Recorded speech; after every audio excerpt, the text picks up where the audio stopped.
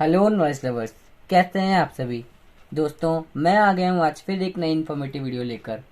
Recently Rajasthan सरकार के द्वारा प्राइवेट स्कूल में 3 से 7 वर्ष के बच्चों के लिए आरटी के तहत निःशुल्क शिक्षा के लिए ऑनलाइन आवेदन के लिए नोटिफिकेशन जारी कर दिया गया है। और आज मैं आपको इस नोटिफिकेशन के इम्पोर्टेंट पॉइंट्स के बारे में बताऊंगा और साथ ही यही बताऊंगा कि फॉर्म फिल करने से पहले आपको किन किन महत्वपूर्ण बातों का ध्यान रखना है। तो चलिए शुरू करते हैं। दोस्तों, नोटिफिकेशन काफ़ी लंबा होने वाला है, लेकिन मैं आपको इसके सिर्फ मुख्य बिंदु के बारे में बताऊंगा।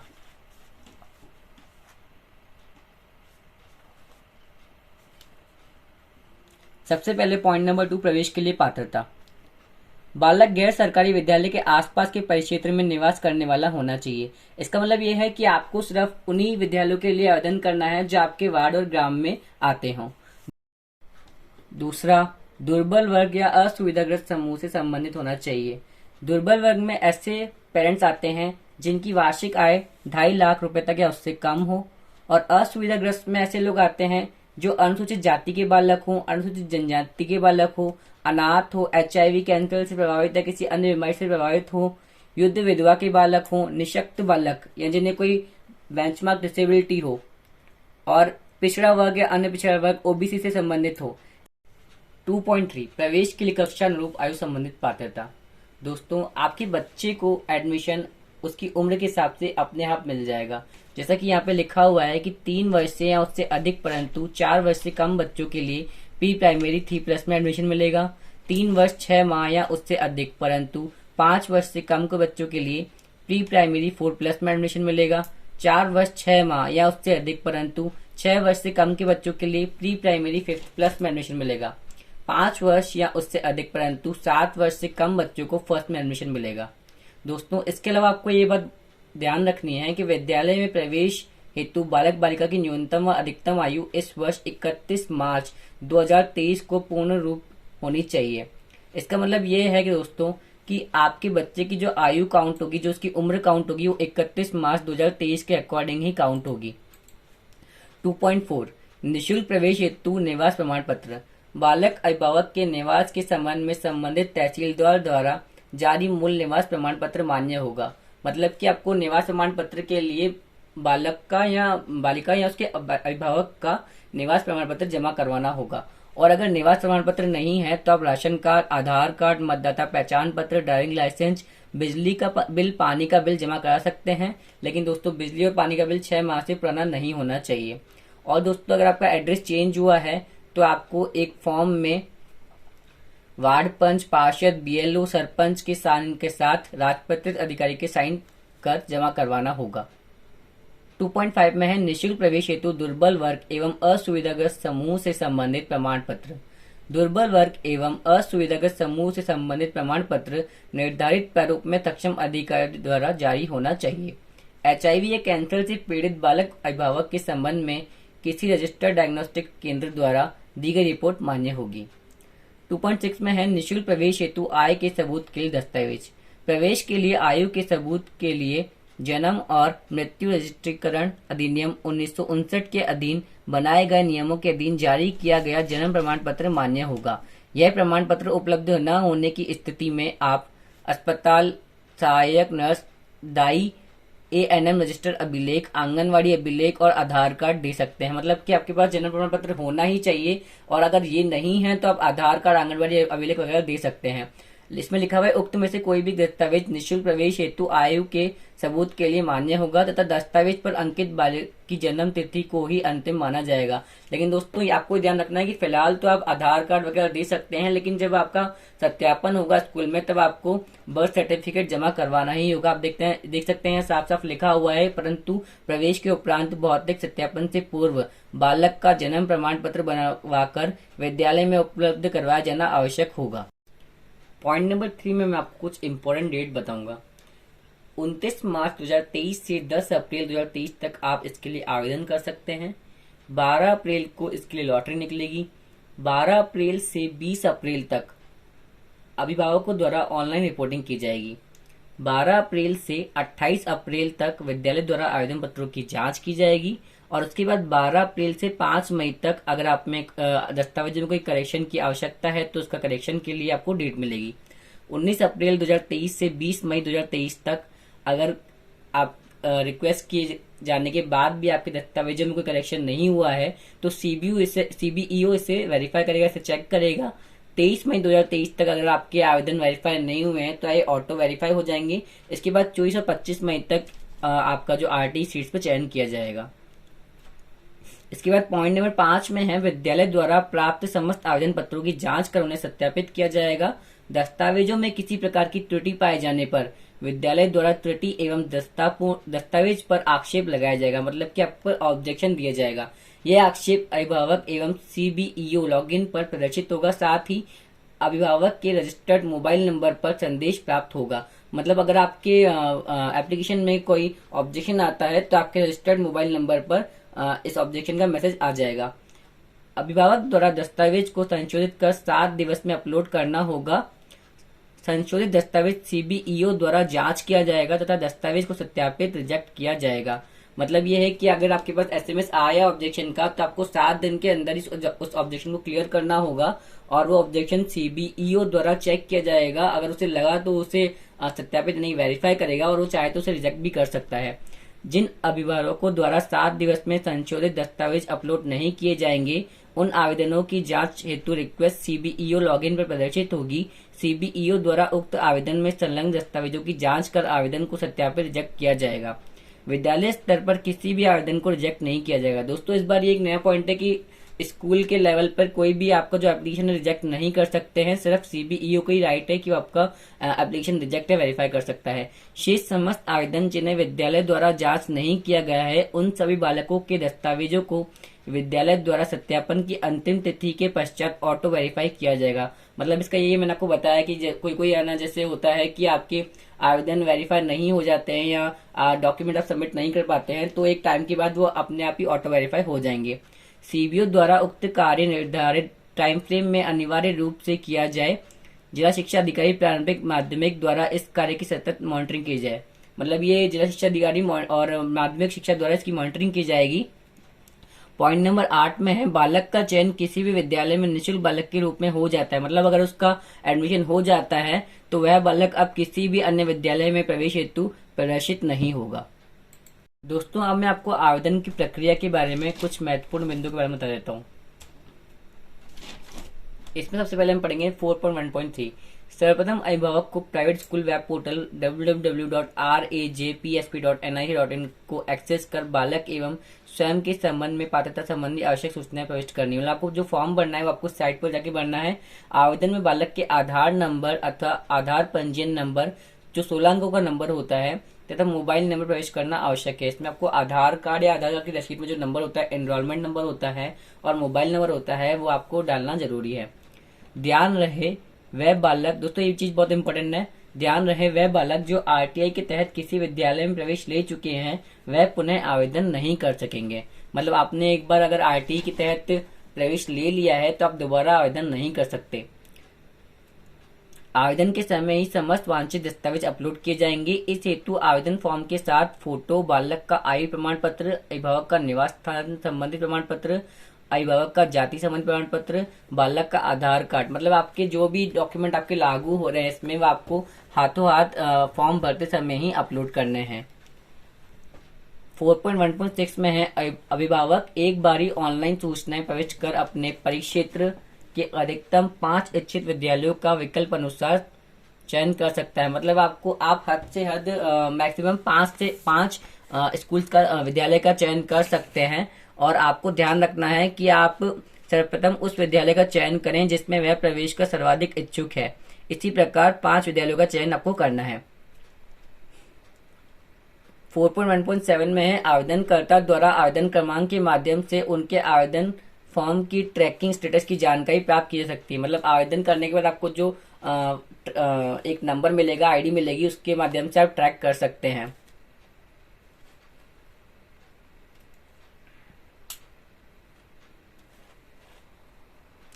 (4.1.12) में है, लॉटरी वरीयता में अनाथ बालक, दिव्यांग बालक जो केंद्र सरकार के अधिनियम 2016 में वर्णित है को प्राथमिकता दी जाएगी। मतलब अगर आपके बालक बच्चा या बच्ची जो भी है वो अनाथ है या दिव्यांग है, डिसेबल है, तो उसको पहले वरीयता दी जाएगी।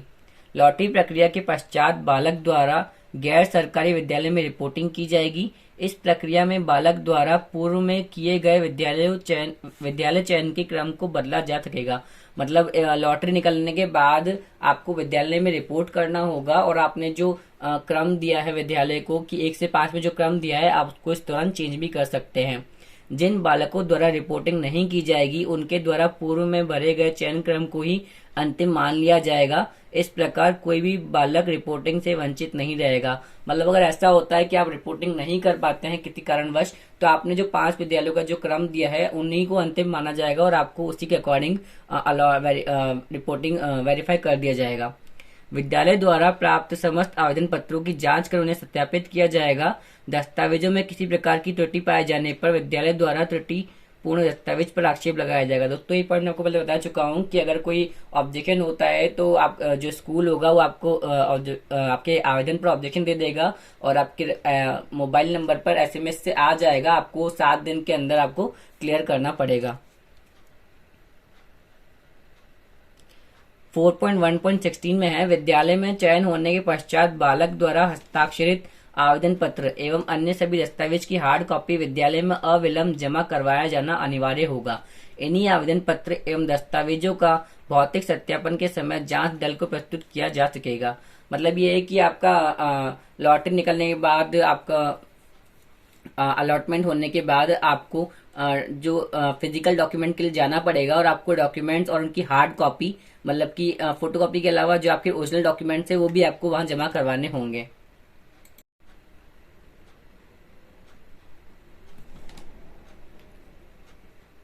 पॉइंट नंबर 6, इसमें है 6.1 दुर्बल वर्ग के बालकों के प्रवेश हेतु आवश्यक दस्तावेज। अभिभावक की वार्षिक आय 2.5 लाख रुपए तक होने का प्रमाण पत्र।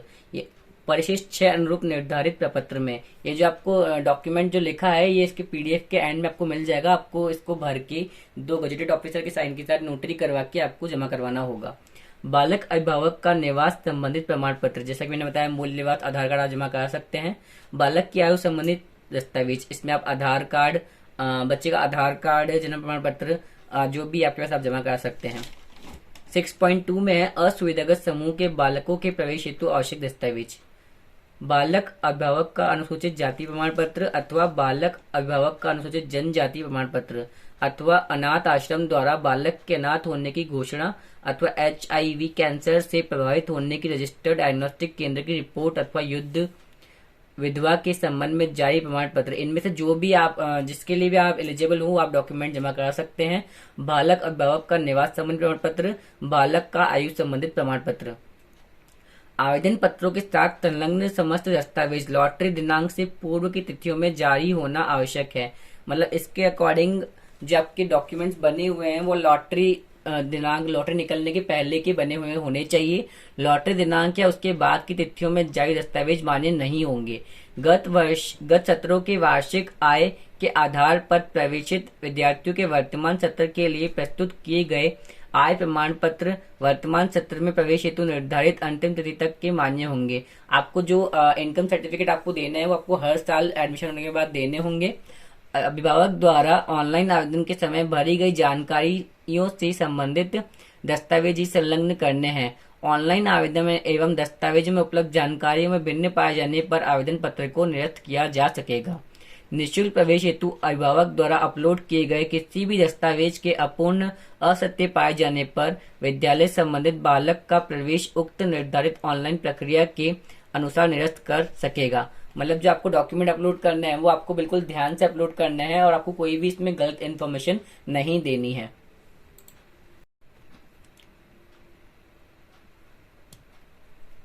पॉइंट 8 में है प्रवेश के लिए रोस्टर प्रक्रिया। दोस्तों आपके लिए जानना जरूरी है कि आरटी में एडमिशन उसी सिचुएशन में होता है जैसे किसी विद्यालय में अगर नॉन आरटी के बच्चे हैं तो ही उस विद्यालय में आरटी के लिए एडमिशन होगा।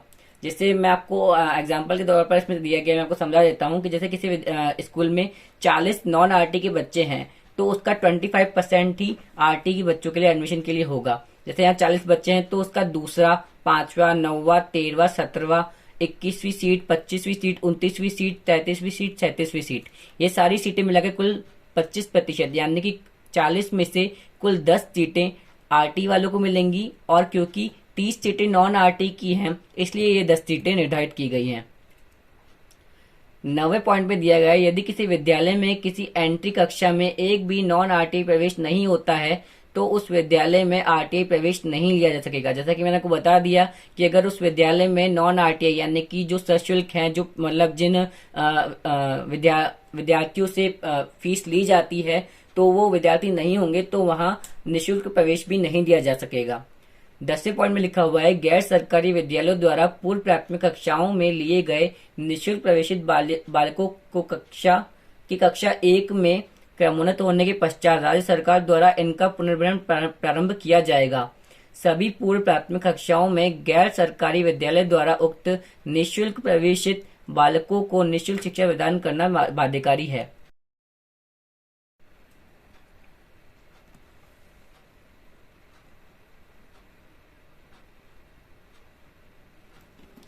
पॉइंट 12 में आधार कार्ड सत्यापन संबंधित दिशा निर्देश।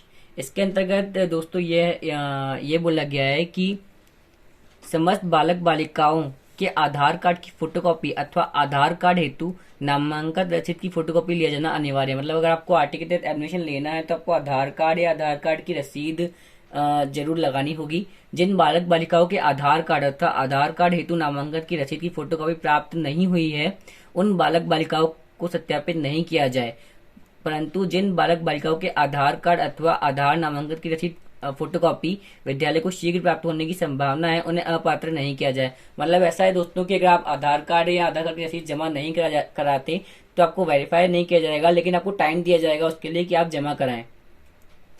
यदि किसी विद्यालय में अध्ययनरत सभी बालक बालिकाओं में से कुछ के आधार कार्ड अथवा आधार नामांकन की रसीद की फोटोकॉपी प्राप्त नहीं हुई है तथा इनकी शीघ्र प्राप्त होने की संभावना है, वह विद्यालय अपनी सत्यापन रिपोर्ट को ऑनलाइन प्रविष्ट कर लॉक नहीं करें। ये जो 12.3 निर्देश है विद्यालय के लिए है, ये दोस्तों आपके लिए नहीं है। 12.4 में कहा गया है, विद्यालय ऐसे बालक बालिकाओं के अभिभावक से आधार कार्ड अथवा आधार नामांकन रसीद की फोटोकॉपी प्राप्त करने की कोशिश करें। यदि फोटोकॉपी सत्यापन रिपोर्ट तैयार होने के बाद प्राप्त होती है तो विद्यालय के संस्था प्रदान सत्यापन रिपोर्ट की विद्यालय प्रति एवं आधार कार्ड अथवा आधार नामांकन की रसीद फोटोकॉपी को संबंधित कार्यालय प्राथमिक व उच्च प्राथमिक विद्यालय हेतु जिला शिक्षा अधिकारी, प्रारंभिक शिक्षा एवं माध्यमिक तथा उच्च माध्यमिक विद्यालय हेतु जिला शिक्षा अधिकारी में प्रस्तुत करेंगे। इस 12.4 पॉइंट के अनुसार अगर आपका आधार कार्ड या उसकी रसीद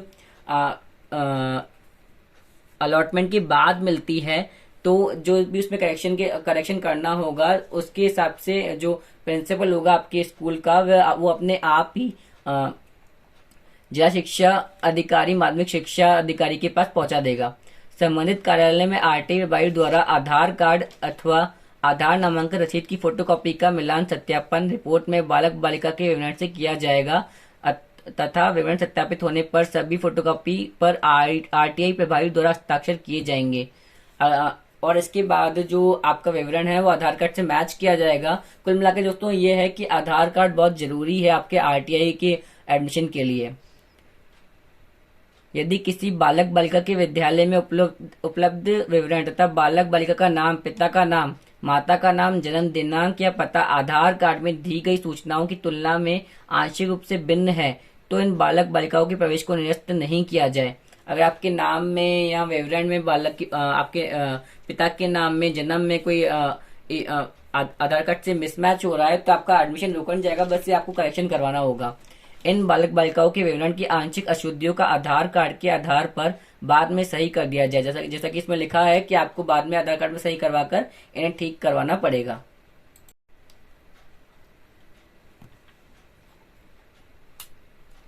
और इसके बाद है ये आरटी का फॉर्म जो आवेदन पत्र है ऐसा होगा दोस्तों। वैसे तो आपको ऑनलाइन ही आवेदन करना है, ये ऑफलाइन आवेदन का इसमें परफॉर्मेंस दे रखा है। फिर भी ये माता पिता के संरक्षक द्वारा शपथ पत्र घोषणा पत्र भरा जाएगा। और ये है दोस्तों परिशिष्ट 4। इसमें लिखा है सामान्यतः पूछे जाने वाले प्रश्न एवं उनके उत्तर। अभिभावक या उनके बच्चों के लिए जो भी मतलब आप फॉर्म भरते हैं तो आपको जो भी दिक्कतें आती है, इसमें ऐसे कुछ क्वेश्चंस लिखे हैं जो आपके दिमाग में आएंगे, तो आप यहाँ देख सकते हैं। मैं इस पीडीएफ का लिंक डिस्क्रिप्शन में डाल दूंगा, आप वहां से डाउनलोड करके आप इसे देख सकते हैं। इसके बाद दोस्तों ये वो फॉर्म है जो मैंने आपको बताया था कि अगर आपका वार्ड बदलते हैं आप, तो आपको संबंधित सरपंच, वार्ड पंच, पार्षद और राजपत्रित अधिकारी से साइन करके जमा करवाना होगा। और दोस्तों ये है आपका इनकम सर्टिफिकेट का फॉर्म जो आपको हर साल, और आरटी के फॉर्म ऑनलाइन जब आप अप्लाई करेंगे उस टाइम भी आपको जमा करवाना होगा। तो दोस्तों ये थी आरटी नोटिफिकेशन से संबंधित सारी महत्वपूर्ण जानकारी। उम्मीद है आपको सभी बातें समझ में आ गई होंगी, और इसके बाद आप घर बैठे ही फॉर्म कैसे फिल कर सकते हैं इससे रिलेटेड वीडियो मैं जल्द से जल्द आपके लिए लेकर आऊंगा। तब तक के लिए थैंक्स फॉर वॉचिंग।